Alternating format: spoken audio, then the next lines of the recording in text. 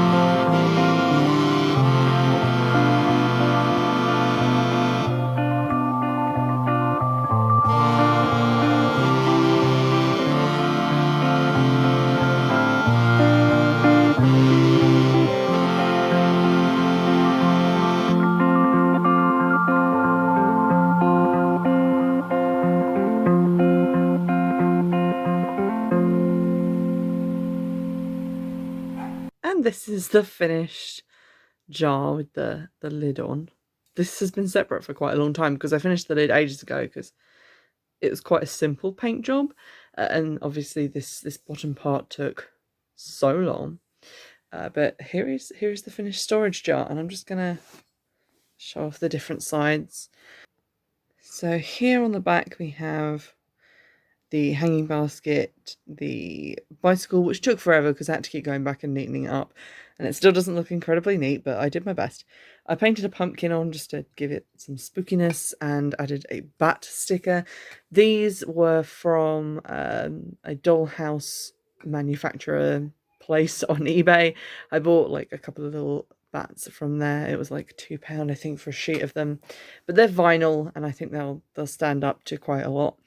This is what I'm going to call the front. So it has the shop awning, the window, and the name. I just went for spells and charms because I couldn't think of anything better.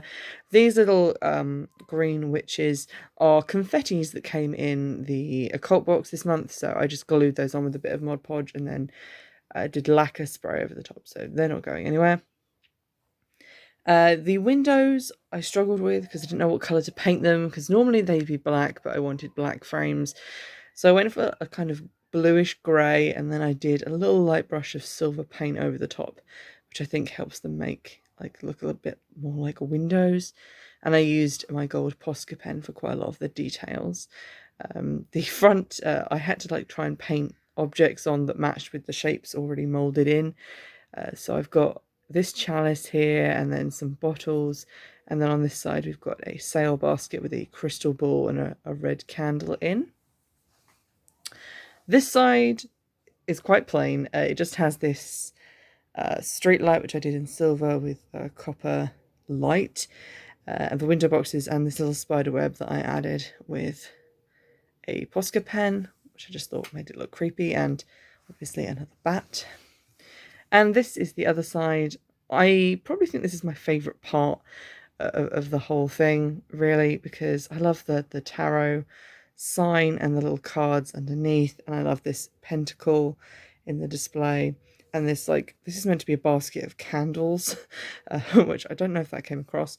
Then we've got like some little jars and bottles, and this that still looks like a wheel of cheese with a price tag on it, but I couldn't think of anything else to make that. Some red candles here and some bottles with the little gold labels on them, and then this like gold inlay part of the front. I couldn't stop this from saying provisions. I did think about maybe putting some thick, like no more nails type glue over it and then smoothing it out, but it just seemed like too much effort and it might look a little bit crappy, so I just chose to paint over the words, and you can still see them, but not from a distance. And then obviously you've got all these like little black details.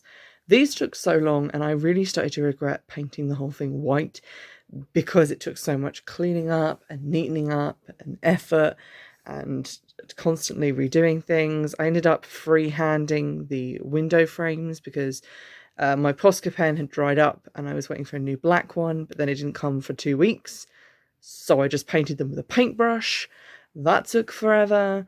And obviously all these different layers of different colours on the front. So it was quite an involved project, but I am really happy with how it turned out and how spooky it is.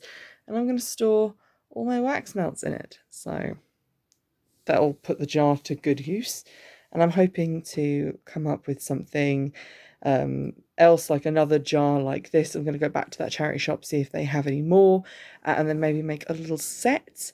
I might have like a little potions shop or something. That might be quite cool. But yeah, that's the finished object. It just took a really long time to paint, and obviously I couldn't keep like the brick detail that I wanted because it seemed like it would look weird if I painted those on. But I kind of like the Tudory look it came out with the white and the black panels and stuff. So there you have it. I hope you're enjoying these like little craft videos. Give it a thumbs up if you are, and I'll try and find something else to make over again. In the meantime, I'll see you later.